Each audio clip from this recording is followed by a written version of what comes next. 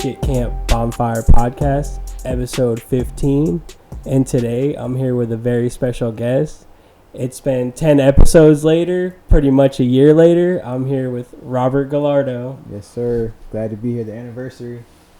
Hell yeah, man. We made it back a year later. Yes, sir. A lot has happened. Hell yeah, man. On the last one, we talked about you were still debating on if you were going to stay. Well, you said you were going to move from California, but you didn't know where you were going to move. And then you ended up moving back to St. Pete. Yeah. And it feels like I'm here to stay. You know, I always say that. And then I'll spend some time here. I'm like, maybe it's better somewhere else. But I think I'm so used to it. And it's so it's so familiar that I'm able to just make what I need to make as far as like my ideas and stuff like that without too much friction. I feel like learning a whole new city, getting a routine there would just be like, it would just slow me down for another year. And it's like, I don't really want to be slowed down right now. You know, like, so St. Pete's where I'm at for the foreseeable future, maybe another year or so, who knows. And if I move anywhere, it's Miami. Hell yeah. Yeah. So how have you liked the art scene since it's changed a little bit since you were here last? The art scene is cool. Like, it's definitely getting more diverse and less about like living room art and more about gallery art. You know, like I think when I was growing up, I think it was all about like living room art, you know, hallway art, people's houses Yeah. and just like boats and birds. Florida shit. Yeah. Now I think it's a lot more diverse, and you can actually it's getting closer to you just being able to be a full-time artist in St. Pete. There's a couple full-time artists here though, like iBombs and stuff like that, you know. Chad Mize. Yeah. There's a couple full-time artists but you still kind of have to do murals. You know, you gotta do murals if you want to be a full-time artist here.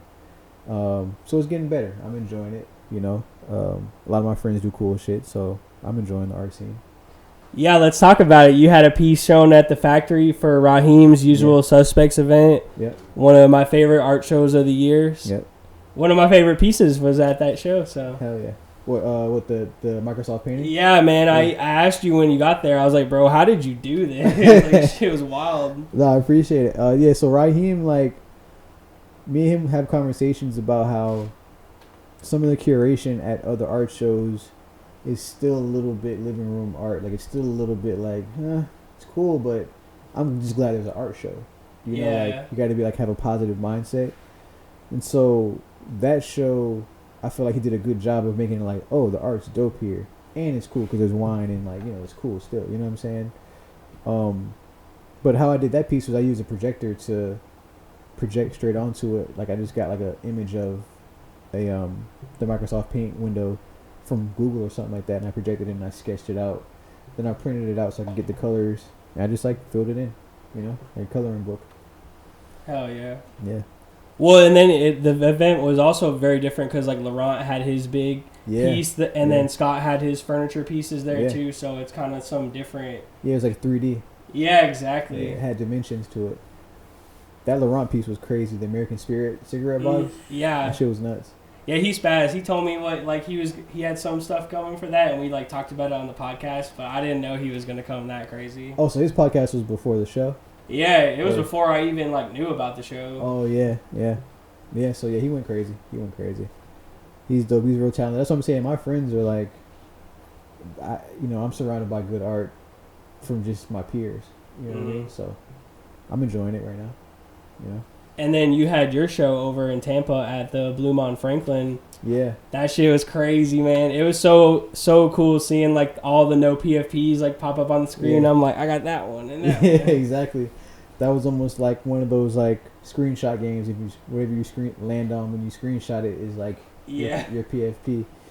But that was a cool. Like, I think that video was 15 minutes long or something. Oh, the whole thing? Wow. Yeah. And so I put pretty much every piece of digital art I have on my computer, even stuff I haven't posted on Twitter or like Instagram.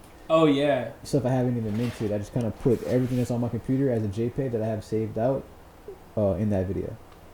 Yeah, I seen some of the other pieces, like the Instagram instant gratification one, a couple other ones I think you had on it. Yeah. So it was like pretty much my whole like body of work all on one video.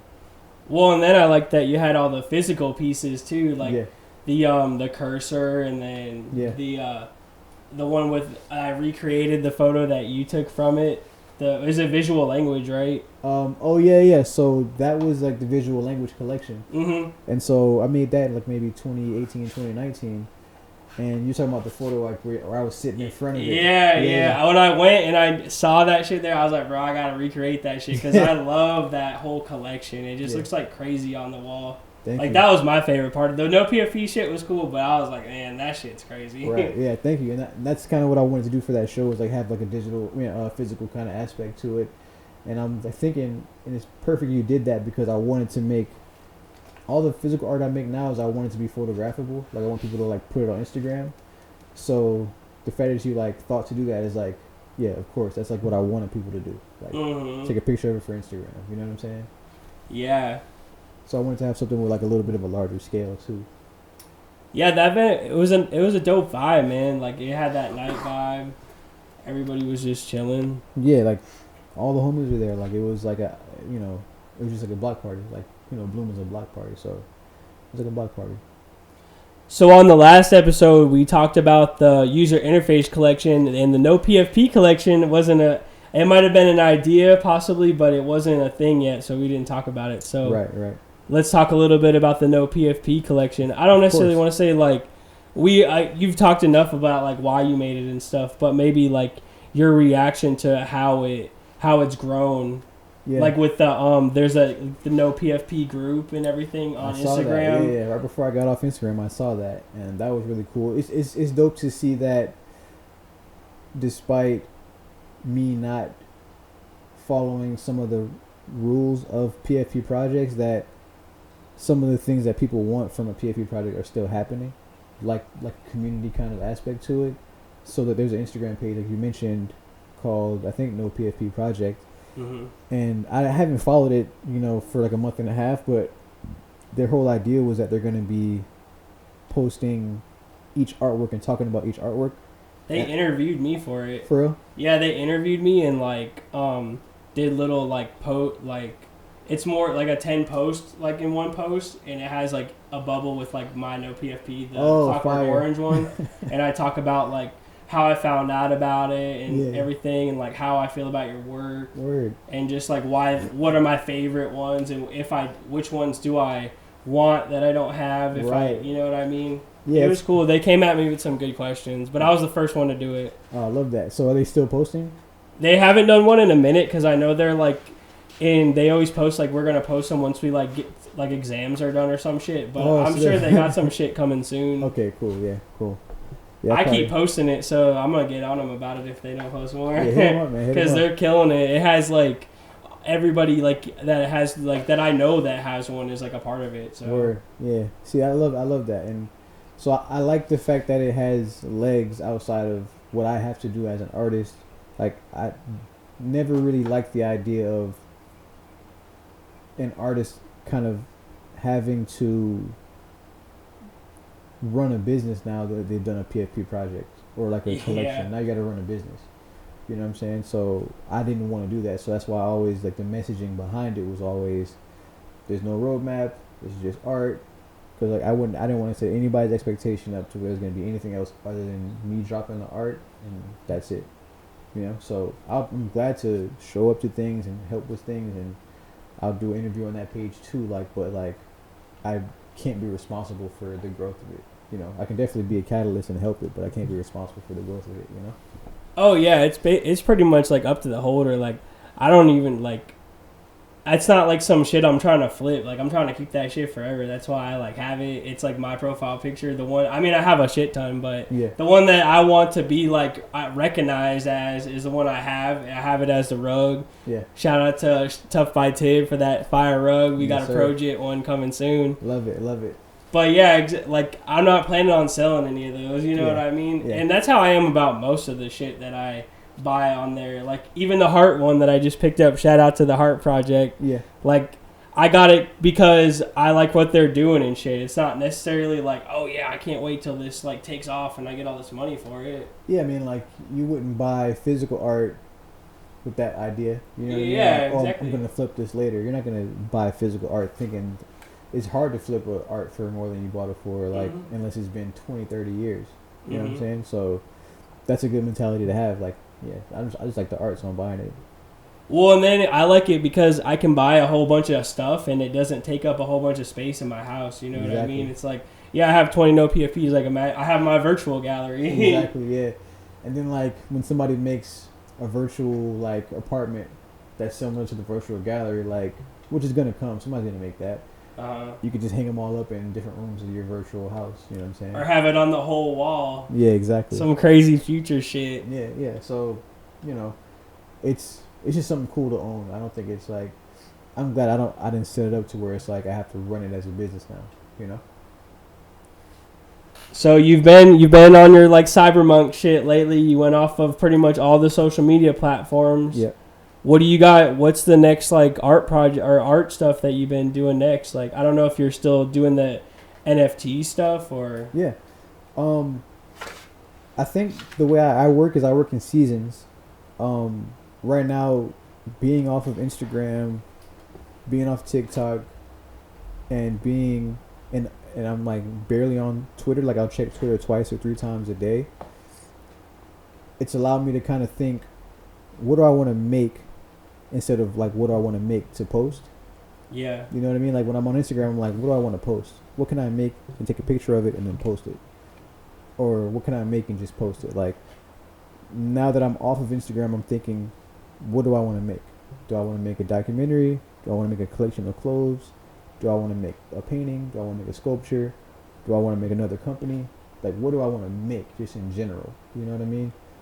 And so I like that feeling, and I'm going to like keep riding that feeling for a little bit until I really decide what I want to make. And then when I come back on Instagram, it'll be more like, here's a work in progress of the thing that I wanted to make, whether that be I wanted to build a tiny home or whatever. Like, I just want to make stuff. So, you know, I work in seasons as an artist. The No PFP project took 3 months, which is like a quarter of a year, which is like a season. Right now, I'm kind of in business mode. Working on my app, Cover Art Studio, and working on building the skeleton of the next 4 or 5 apps that we're going to do as a company. So, hell yeah, let's go. So it's like and I can't post those. Like, I could, like, not like on a secrecy thing. It's just like the stuff that I'm working on now is not postable. It's not a cool post. It's like in my notes app and in Figma, like Figma's like a design program. So it's not postable. The stuff I'm making now isn't postable unless I like took it out of there and like made it postable. So not being on Instagram is allowing me to work on stuff that's important, just as important as my art, but it's not postable. And I'm not like distracted by like every day thinking like, damn, what can I post? You know? So I'm working on business right now. My bread and butter is really what pays me like consistently. So might as well like keep building that. You know what I mean? Yeah, I seen you posted on Twitter like you're trying to get a whole bunch of people on the Cover Art Studio app. Yeah, so like I was walking one day. I go for a walk every day, like a 4-mile walk. I try to get 10,000 steps a day. And I was walking, and I think the day before or 2 days before, I saw a video on YouTube of this guy talking about how to make $1 million every month. And he was a sales guy, so he was talking about selling courses. I think the example he was using was like a course or a program he can sell to a used car dealership so they can like sell more cars. He's like, they would pay $1,000 a month, $1,000 for that course probably because they can, and it'll be worth $20,000 for them to buy that for $1,000. So he was like, how many $1,000 courses would you have to sell to make $1 million a month? And I don't know what the math is. I think it's 100. No, it's 1,000. 1,000 times 1,000 is $1 million. So he's like, what does your product cost, and how many of those would you have to sell every month to make $1 million a month? And I'm like, he's going down the list. He's like, does it cost $10,000? Okay, then you just have to sell 100 of them. Does it cost $1,000? Then you have to sell 1,000. Does it cost $100? And you just gotta sell 10,000 of them. I'm like, no. My app doesn't cost any of that. My app costs like $2 a month. And I don't really. I'd love $1 million a month, but I don't really. That's a great goal to have in the future. But $1 million a year is kind of more. Will still be amazing. So I'm like, I could charge $5 a month for my app eventually, and if I have 40,000 users, that's 200,000 a month. My partner gets 40% of that every month. I keep 60%. So that's 120,000 a month times 12 is like 200, or it's like 1.2 million dollars a year or something like that. And so I just did that math in my head after watching that video. I'm like, oh, I can do that. You know, that's not crazy unattainable. $5 a month for the app, so that means I have to make it good enough to where it's worth $5 a month, and then I have to do advertising on Facebook, TikTok, Instagram until I have 40,000 monthly users, which is not a huge percentage of how many musicians there are in the world. Musicians and graphic designers. And people who just want playlist covers for their playlists that they make. You know, like there's 20 million creators on SoundCloud. So 40,000, so I estimate that as the number of musicians in the world. I just use that as my number, 20 million, because there's 20 million creators on SoundCloud. So getting 40,000 of them who are independent minded, who are do-it-yourself minded, to like download my app and keep it, I think is very, very attainable. You know what I mean? Oh yeah, because I tell people all the time, like, yo, if you got a quick single coming out or like an EP, you can just use that shit real quick. Yeah, like why pay a graphic designer $25, $50, $100 for something you can do yourself? You know, and I asked myself, I did like a thought exercise.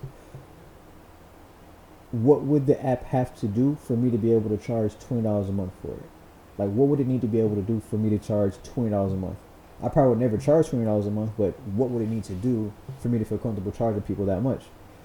It'd have to make track lists. It'd have to animate your video, like animate the cover to your song. Oh yeah. It'd have to like have a rollout kind of creator section where like after you finish your cover, you can like make preview images of it. It'd have to have track list feature. It would have to, I have a whole list on my phone, and I'd still only charge maybe $7.99 for when I get all those things done. But it's just the mentality of like how good would it have to be for me to charge $20 a month for it? Just the mentality of that, even if I never charge that much for it, you know? And it just has to be way better than it is now. Like with the updates we're doing now, we're gonna start charging $3 a month in like a month. What are some of the updates? We added a background feature where there's images, and we just keep, filling that up. There's like 100 and some images in there now, and then we have a frames feature, which is like, it has like a Polaroid, it has like a picture frame, it has barbed wire, like these different frames you could put over the image. Oh, I got you. Yeah, so it's just a small update, and then we're fixing a bunch of other small shit, and we're doing templates right after that, and that's still going to be $3 a month. So templates, backgrounds, and frames is what we feel like is good enough for us to start charging $3 a month for it. Because templates, we're going to have 100 templates sitting there for you to just tap on one of them and change song name to your song name. And it's going to have a section it's already going to be designed. Like artist name, you just tap on it and, you just write it in. You just fill it. Kind of like how like in PowerPoint, you just like add title, add this. Yep, it's going to be just like that. So we're going to have like 100 of those pre-made. So I feel like that's worth $3 a month, you know? And then you can change the background color. You can change certain aspects of the template. But, so. Do you already have it where you can add in like your own images? Yeah. Oh, okay. That was like the first version. Oh, okay, yeah. I got you. Yeah, that's good. So, let's talk about No More Land, man. Okay.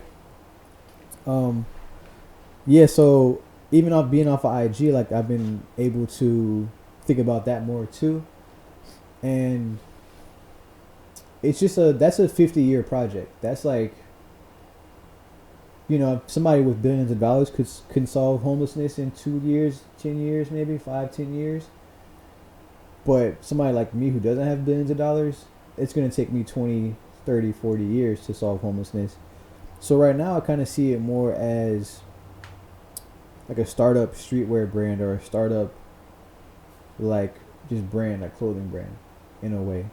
And I'm thinking of ways that I can, it's right now I'm figuring out what the roadmap of this is going to be, to use like NFT language. Like what's the roadmap of No More Land? It's like, which problems are we going to solve first before we have a full collection of solutions and that's just like season 1. You know, so what we're working on now is an emergency whistle.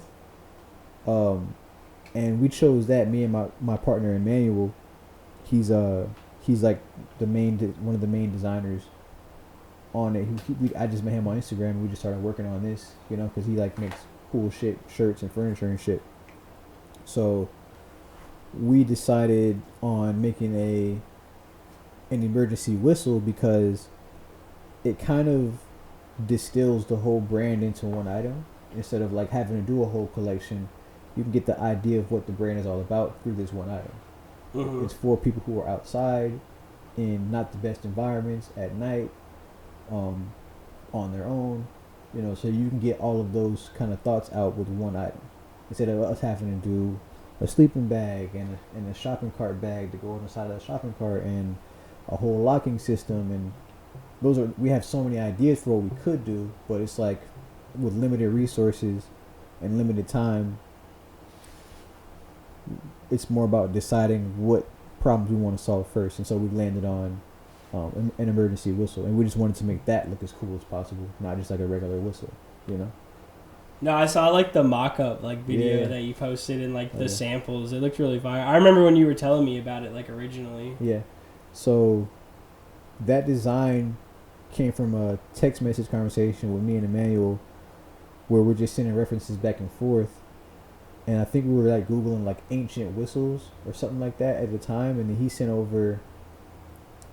It's called an ocarina, which is like from Legend of Zelda. Yeah, it's called an ocarina. I didn't know that was a real thing, but apparently like it's like a old ancient type of like flute whistle kind of thing, and that's where we got the design of our emergency whistle from. It's called an ocarina. That shit's cool. Thanks, man. You know what's crazy? Domingo that designed the t-shirts and shit. Yep. I've met him through having a no PFP, and then he has his project. Yeah, his project looked cool. Not a company. Yeah. And I wrote like an article about them like before when they just started and everything. And then I ended up like getting on the mint of that project, and then he ended up working on No More Land and everything. Yeah. So I have it's called Not a Company now, but so crazy. Yeah, I'm in that shit. That's I have fire. one. That's fire. I fuck with Domingo. He's a dope ass artist. Met him on Instagram too, and I think we had one conversation. He just designed all of that because I only posted the one thing, the cardboard, No More Land. The castle. Yeah. I only posted the one thing on his page. If you go to his page, he posted all the mock-ups he made. I saw him. He made that off of one conversation that we had, and I didn't really give him any like direction or anything. I was just like, yeah, man, you know, we're trying to solve homelessness, and just like being real vague because it was my first time talking to him. He whipped up that's basically a whole collection. You know what I mean? Yeah. So he's sending over some samples of some of that stuff printed up pretty soon. I mean, he lives in Berlin or something like that. Yeah, he lives in like Berlin or something. So he's sending over some samples now, so I can like feel the shirts and see. But I'm just taking my time with it. It's not like any deadlines. We may do something at Basel, but you know, it's not really a necessity. You know, maybe more of a pop-up thing, like if you know kind of thing. Like not in a building, but like on the street, where the people live that we're trying to help, you know, under a bridge or something like that. Hell yeah. So maybe do something at Basel, but there's no real deadlines. You know what I'm saying? We're just kind of like art project / streetwear brand, you know. So you dabbled more into the streetwear kind of vibe on the Gallardo spring summer collection that you dropped earlier this year with like the cursor tee. Yeah. And a couple of those other joints. Let's talk about that one. Yeah, so like that was I keep relating everything to like on Instagram or off Instagram. Yeah. You know, so like that was right before I got off of Instagram for, you know, temporarily off Instagram. But I think that project came from a place of, I think I was talking to you right before we started recording about sometimes I get into a place where I don't want to post any more digital work. Like I'm always going to do digital leaning stuff. Like the shirts that I made have digital inspiration. The cursor, the folder, MySpace Tom. You know, like it's about the digital world, but I kind of want to get away from posting so much digital stuff. And so that was kind of like the beginning of me doing that. Well, I'll just post shirts and I'll just post like, you know, paintings and stuff like that. But that was pretty much inspired by just a collection of ideas. There's no real through line of making that one shirt, the Gallardo Spring Summer collection, was just a callback to a Comme des Garçons shirt that I saw, like where they did Spring Summer 1995, Comme des Garçons. And so it wasn't really like that I'm calling that a collection of shirts. It's just that's one of the shirts I wanted to make that day. I just wanted to go make 10 shirts, and that was just one of them I made, you know. But that was, the idea of that was more so I want to do more physical things, fashion, paintings, you know, sculpture. I just want to do more physical things.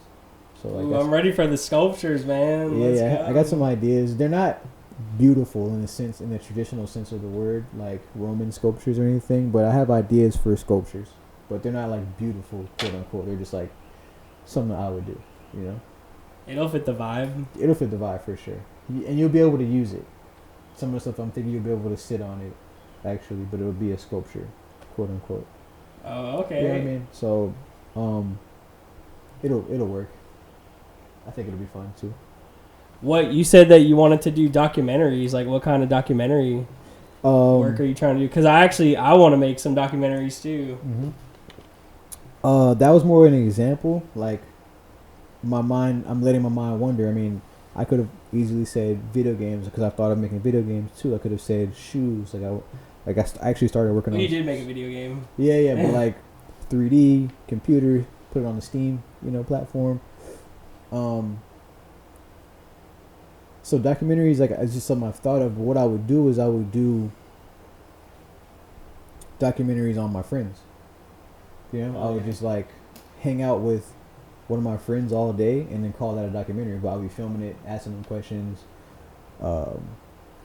just documentary. You know what I mean? Instead of like a Netflix style going in on one topic. You know, I would just like call them documentaries, but they'll be about my friends, hanging out with them for a day, and then maybe I get some old footage from their mom or something and add that to it, you know, or old talent show footage or something like that. But kind of just more so documenting my friends and their lives and their processes and stuff, so I can learn from it. That would be dope. Yeah. So you don't really dabble that much in the video work anymore, but I did notice that you got that credit on the They Hate Change X-Ray Specs video. Yeah. So I helped them with that, and when I say helped them with that, basically what I mean is that we met twice or three times at a bar, and I just like went over ideas with them, and I think I sent over like a treatment, but for the most part they handled that on their own, and the production team, and they really did a good job on that. But I definitely put some ideas in there for sure. Was your idea to have the They Live sort of like vibe? That was my main contribution. I knew it, man. I knew it. As soon as I seen like the kind of minimalistic shit, I was like, bro, I knew it. Yeah, that was my contribution to like the song called X-Ray Specs. So I'm like, oh, what if we did like the movie They Live, like where you put on glasses and you see different things than what the actual thing says. Like that was my main contribution. There's a no PFP that's available right now for like a decent price, and it's like one that has the big ass like glasses and shit. Oh, the clout goggles. Yeah, it's kind of every time I see it, I'm like I have the X-Ray Specs like shit in my head now. Yeah. So that's the Kurt Cobain one, which is one of my favorite ones because it's so simple, but it's cool looking. It's just a cool looking one. It's just like he looks cool. He's a cool dude. You know what I'm saying? So, but yeah, I like that one. There's some fire ones that are like for some pretty good prices. Is there? Yeah. What's a good price? What do you consider a good price? I mean, compared to what they used to be, it would kind of depend. But I mean, I don't know. I'd be willing to spend like, if it was one I really wanted, maybe up to like $200-$300 if it was like a really fire one, you know? Is there some that's around that price right now? Oh yeah, there's ones that I like that are even cheaper than that. Word. Like that one with the DBZ, like Planet Namek background is is up there for like $150. Fire, that's fire. The Starbucks one is only like $200. Oh, it's tripping. That's a good one. I know. I was thinking about buying it and just making my own mug with it. Yeah, that's a rare one right there. That's a rare one. Shit, I might do it. Yeah, edit that part out too. Or don't drop it until you do it. Yeah. Because you can sell a mug like that. Like, you know, you can make all your money back. So, I don't know. Oh, I just thought it would be fucking cool. I don't even really drink coffee. Sell 10 of them for $20 each. You can make your money back. You know. Hell yeah. So on the other episode, we did a little bit of movie talk, bro. What movies have you been watching lately? Word. Well, I saw Everything Everywhere All at Once. I haven't seen that yet. How'd you like it? Everybody, I saw their first movie with Daniel Radcliffe, and What's that movie? It's Swiss Army Man, where he's like the dead that. body. That one was cool. It wasn't like my favorite, but I saw it in the theaters. It was cool. Yeah, I like that movie. So I saw Everything Everywhere All at Once. I love it. I didn't know what it was going into it. I just saw everybody. It's the best movie ever. Blah, blah, blah. Yeah. But I didn't know what it was about. But like a couple of my movie loving friends were like, "Yeah, you got to see it." And so when I went and saw it, I'm like, "Oh, it's a kung fu multiverse sci-fi movie." Oh damn! Now I want to see it. I didn't know that. No, it's like it's multiverse. You know, so it has that aspect of like you're this person in this other lifetime. You know. Christmas, the Ghost of Christmas Past kind of vibe, where it's like you could be doing this, but you're doing this, you know. And then it's kung fu because like they're fighting their way through the whole thing. It's dope. I love the movie. It's like it kind of reset. I don't think it took effect yet because all the movies you're seeing now were made a year ago, 2 years ago. Yeah, they were all planned out like 2 or 3 years ago. But I think what it's gonna do is reset, kind of like what a movie has to be in a way. Like you're still gonna get your classic World War II movies. You're still gonna get your, even though I think they're done with those. Like I've seen every angle of World War II. You know, like Dunkirk, I think was the last like great one. Yeah, and then there's another one called, which is it's like queued up on my Netflix right now that I'm gonna watch. But I think it's called the Forgotten Battle.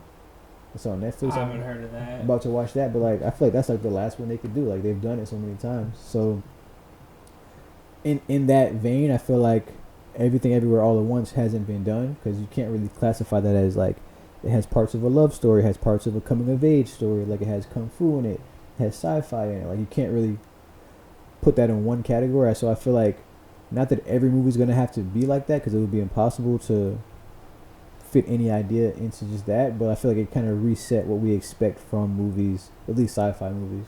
There's still going to be irregular romance movies. There's going to be irregular comedy movies, but that's a comedy too. You know what I mean? Mm-hmm. It's like 5 movies in one. So, are you hyped to see Jordan Peele's new film? Nope. I'm excited to see it. I'm not like overly. I don't let myself get too excited about people who are newly successful in a new genre. Mm-hmm. Like I wasn't that excited to go see Get Out, and it surprised me because it was dope as fuck. Great movie. But what's the one he did after that? Us was alright. It had some cool like horror elements in it, and I feel like when you look back on his career, it'll be like that's that weird movie he did after Get Out. Yeah, you know what I mean? I love the rabbit things. Like I love he nailed certain things about it. Like he nailed the creepy imagery that's gonna stick with you. Like the rabbits, it just sticks with me. Mm-hmm. You know, he nailed the above ground, underground thing. Like, he nailed certain aspects of it. But it was like, the story wasn't all the way there. Yeah, and so, yeah, exactly. And I feel like with Nope, I don't think it's a scary movie. I think it's more of an alien movie. Yeah, I saw the new trailer for it last night. It has, like, more of an alien kind of, like, vibe. So I'm excited about that. The fact that it's not a scary movie, but it still has probably some horror elements to it, just like some jump scares and shit like that. I'm excited to see it. I'm just not like, oh, it's gonna be. I'm not expecting it to be crazy dope because my expectation level is here, and if he goes right above that, I'm gonna be very, very happy with that. You know what I mean? Mm-hmm. Not to say my expectation is low. It's just like I'm gonna go see it. That's something I want to see, and if it's really good, it's like, oh shit, this was good. You know, I'm gonna feel good about that. It's gonna make me feel good. So. Yeah, he shot it all in like IMAX cameras, so I want to see what it's like with an IMAX screening. Yeah, I want to see that in IMAX. I saw Northman, which is. I saw that. I liked it, but it was just weird. It was weird to me. It was like. Have you seen his other movies? Like The Lighthouse and The Witch. I saw The Witch, VV. Yeah. Oh, he did those. Yeah. Oh, word. Yeah, I saw those. Lighthouse was interesting to me. I liked The Witch a lot. Yeah, I saw it when it came out. It shit's fire. Like that a lot. But Northman was. I understand what he was doing with it. He was making a movie kind of almost exactly how the people of that culture remember that story being told. As crazy as it is, and the pirate under, in the boat who like came back to life when he was trying to get the sword. Oh yeah. Like all the elements, I'm like, oh, this was like an old wise tale. This was an old like mythology of this culture. I don't know what part of the world that is, but like this is told the way the villagers have been telling this story for generations. That's how the movie was filmed to me, and I enjoyed that aspect of it. I'm like, oh, I know what this. That's a story that's passed down from generation to generation. About revenge, and you're gonna die if you try to take revenge. That's what the whole thing is about. Mm-hmm. You're gonna be consumed by revenge, and it's gonna kill you. You know what I mean? And I feel like old wise tales or old mythology stories are about one thing. Like Cain and Abel is about jealousy. Jack and Jill went up the hill. I don't know what it's about, but it's like has one lesson to it. Like a moral. Yeah, Humpty Dumpty, exactly. Like there's like one lesson, and I feel like that movie was like that. It has like a one lesson, and it's basically like revenge will get you killed. Or what's that old saying? If you're gonna get revenge, dig a grave for both of you, or something like that. So I feel like that's the moral of that story. You know what I'm saying? But I liked it. I enjoyed it. It just wasn't amazing to me, but it was good. I liked it. I saw the Black Phone, that horror movie that just came out with Ethan Hawke. So that's out? Yeah, it's out now. In theaters or is it streaming? It's in theaters. I'm gonna go check it out. Is it good? I liked it, man. It was cool. Like, it was way better than I thought it was gonna be. See, that's the thing. That's what I want with the Jordan Peele thing. It's like, okay, I'm gonna go see it. I'm not gonna get myself excited, but Black Phone, something about it made me be like, It's not like they're marketing it like it's a stereotypical like mainstream horror movie, but it's not. There's some cool shit in it. It's from the same director as the first Sinister. Oh, okay. And he did the first Doctor Strange too. Where I think horror movies are having a comeback. Yeah, it just depends. Like A24, like there's like the A24 model, and then there's like the Blumhouse model, and then there's like everything in between. Neon has a vibe. Yeah, I fuck with Neon. I saw Crimes of the Future from Neon. I saw that. How'd you feel about that movie, man? I loved it in an art house film sense of the word. Like I loved it from like I'm an artist, so I get it. I think some things I'm gonna have to watch for a second time to really get what he was really trying to say with the whole thing, but I liked how weird it was. You know what I mean? I just liked that it was so out of the box, or like it was like an art house film, but like on a big budget. Yeah. I'm afraid for Kanye West to see it. I don't want him to see it. Why? He'll try to do some like crazy performance art. I just don't want him to see it, man. I don't know what's gonna happen if he sees it. I want him to keep watching Dune and shit like that, but like, oh, hell yeah. But Crimes of the Future was dope. I enjoyed it, and I'll watch it again. There's something he's saying that I have to watch again for me to understand what he's saying, I watched an interview with him where he said they're like finding plastic in like people now. Yes, yeah, they are microplastics. Yeah. So I know he was saying something about pollution, and I get that, but there's like the surgery is the new sex thing. I kind of want to. Have you seen his other movie, Crash? With Will Smith? No, that's another movie. It's got James Spader in it. That's more like there's like different strangers. No, they all come together. No, so he's like attracted to like body like injuries and shit like that, and he like meets a girl that's like into it too, and they like. Drive cars and all this crazy shit. It came out in like the 90s. I've seen the cover to it a bunch, and I feel like I've seen it. I just have to watch it again. Yeah, it's cool. It's on some like kind of sci-fi vibes. So he's on his body horror shit, like. Oh, he started it. David Cronenberg. He started. We talked about it on the first episode with Videodrome because you made the user interface collection. I felt it kind of had that vibe because Blondie was in the movie and everything. Yeah. So I enjoy his work. I'm pretty sure I saw Crash when I was younger. So I enjoy his shit. So let's talk about Dune, man. Are you ready for the new one? Yeah. I've been ready. I've been ready since the first one came out. Yeah, like I watched the first one like 6 times. Like, and every time I pass by to HBO Max, I want to watch it again. Like, I just don't. I just know that I've seen it so many times that now I'm just gonna be on my phone watching it. You get burned out. Yeah. But I watched it 6 times. Like that first few months that it was out, I bought it on Amazon instead of just like watching it on HBO. I'm excited to see. I don't wonder if it's going to be part 2 or is it going to be 3 parts. I don't know. It depends on how much they take, like, from the source material.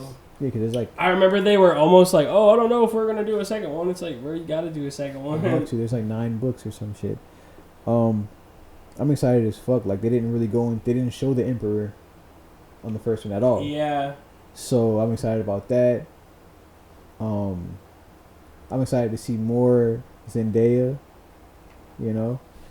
I'm overall just like, I love that director. I love Denis Villeneuve so much. I just love all his shit. Like, all his movies are good, even the French one. So I'm just excited to see it. Like, I even watched the French one recently, La Incendiary or something like that. Oh yeah, I haven't seen it, but I heard about it.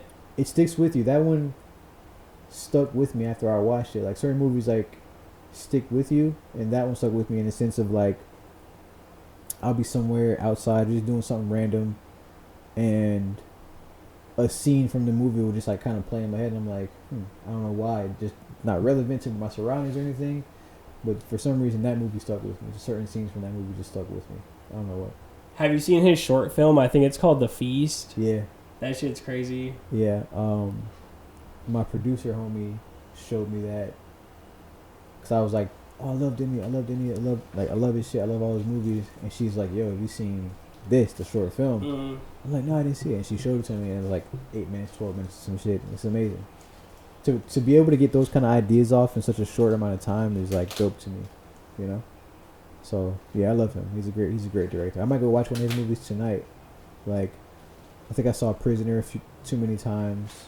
Prisoner is a good one. I like Enemy. Yeah, I think I saw that maybe twice. I could watch that again. Oh, you should watch Sicario. Yeah, I'm about to say I might just watch Sicario again, just like, cause it's like, I don't know. I think it's been long enough. It's real intense. I remember that movie being like super intense. Yeah, it is. It is, but it has those beautiful scenes that he's known for, like just the way he shot that sunset scene of them, like the soldiers like coming across the screen in the sunset. Certain shit like that is what I mean when I say his shit sticks with you. Like, I can see that in my head right now. Or just like even the beginning where like it's like a helicopter shot and over the city, and just, I don't know. I just love his movies. He's or really like good. Arrival, when the ships are like coming down and the monsters like touch the glass. Exactly. Or like, aliens. They're just, and then like I can just drum up scenes from all of his movies in my head. Like even her being in her house with the glass windows with the lake outside. Like I can just see certain scenes from his movies. And I think that's what I like about his movies the most. Or even Enemy with the spider at the end. Yeah. Which is like, what does that even mean? You know, what do you think that means? I mean, I used to like really, I was like real hyped to that movie, like when I saw it, and I have the Blu-ray and everything. Yeah. But I don't know, I read something where like spiders, the way they like counter-react to like things, and I think that has something to do with it. I haven't watched the movie in a while, so I'd have to like probably watch it again. I don't know what it means, so that's what I was asking. I mean, I've watched like YouTube videos about it that like deep dive into Enemy. Here's what Enemy explained. You watch that one channel, movie fix. They like deep dive on movies basically, but like they have a film theory. Oh yeah, I've seen some of them. Yeah, film theory. Yeah. I like that channel. I used to watch a lot of those, like when I first like got into movies and like writing about movies and shit. But now I kind of just like mainly care about I just want to figure how I like feel about it, because then it kind of like sways your idea of it. Yeah, exactly. But they're cool sometimes. If there's one like I'm stumped on or something like that, or it's like I didn't feel a certain type of way about it, let me see how other people are feeling about it. Because I'm interested in that. Because when people tell me about a movie that they all like, or a lot of people like, I always want to find out like why. Like, is there something wrong? Am I doing something wrong? Like what am I missing? You know? Yeah, I feel that. I think I looked up recently, what is the end of? I forget what movie I saw, but I'm like, what does the end of this movie mean? And I forgot what it was. But I do it sometimes. I check it out sometimes because I just want to know. You know? Yeah, cause some shit like I get it and I'll be able to like figure it out because I've been watching like I've watched crazy movies, you know what I mean? Yeah. But then sometimes I'm just like, yo, what's going on? Right. But it's a good feeling to have because. Oh, I know. I look forward to that feeling if it's done right. You know, there's some movies that are just like, oh, we're just gonna end it on this obscure ending, cliffhanger for nothing. Yeah, but, and it'll like kill your movie basically. Yeah, I feel like movies are like dreams in the sense of even if you don't get it, it still did what it was supposed to do to you. Mm-hmm. You know, like it's still like a dream. You can like wake up and look at the meaning of it and be like, what does it mean if I like lost a tooth in my dream? What does that mean? You can like look it up, but just experiencing and going through the dream, it did something to you. It did what it was supposed to do to you. It filled in the blanks of your day. You know, and I feel like movies are like that too. Even if you don't get it, like a lot of like, what's the guy, The Shining, Stanley Kubrick. Yeah, a lot of his movies are like that for me, where it's like, even if I don't really understand what he was really getting at, you know, it still did what it was supposed to do to me. It still taught me whatever lesson he was trying to, a version of whatever lesson he was trying to teach with the movie. You know what I mean? Yeah, his movies are like one of the first movies that I like really like. When I first got into film, it was like his movies, Quentin Tarantino, like Scorsese, like the big dogs, you know. Of course. Yeah, and then from them, you learn about all these European directors, and then it's like down the rabbit hole, you know. And you're watching like 3-hour Russian films that are like black and white, like, and people are like, "Bro, what are you fucking watching?" Have you seen What's the movie called with Rosebud? Like what's called? Oh, Orson Welles, Citizen Kane. Yeah, have you seen it? Yeah, I've seen it. It's cool. I haven't seen it yet. You gotta. I like some of his other movies more. Okay. I like what the hell, Touch of Evil. Okay. I haven't seen any. I don't think I've seen any of his movies. Yeah, I like Touch of Evil more than that one, and he's not the director of it, but he's in a movie called Chimes of Midnight. Okay. I think it's on Criterion Channel. Yeah. And then his second movie, The Magnificent Ambersons, that was like lost for so long, and they recently restored it all and everything. Oh shit! It's put out by Criterion. I don't know if it's on the channel or not. But okay. Yeah. Check that one out. It's a different kind of vibe. Citizen Kane's cool though. I think that one's on Netflix. Yeah, maybe. I just know you're like supposed to watch it. I mean, it's like there was the debate for so long, like, is that the best movie ever? And then like Vertigo passed it a couple years back, and there was like a big thing about it. Yeah. I mean, I don't necessarily. They're both like really great movies. I have like a Vertigo poster at my house. Like I don't know. There is no necessarily like best movie ever.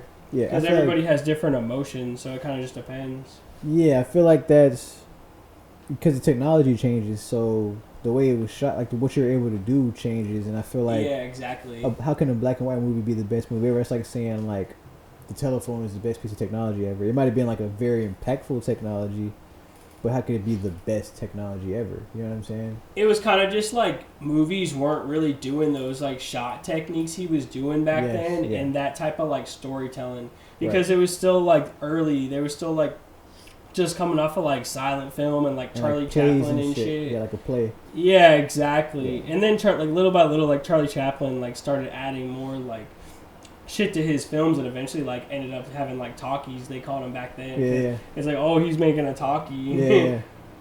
So So I feel like I don't know. It's hard for me to call a black and white movie the best movie of all time, only because they've gotten updated. But I could see it being a pivotal movie, like. This changes the way we shoot movies, you know. But what if it's like a modern movie that's in black and white? I don't know. That's a good question. Maybe, I think a modern movie shot in black and white could be the best movie of all time. But again, it goes back to that, like, it's just a time period. It's like saying the touchscreen is the best technology of all time. Mm-hmm. That was just a moment. It changed technology forever, but iPhone 1 being the best technology of all time is like, I don't know.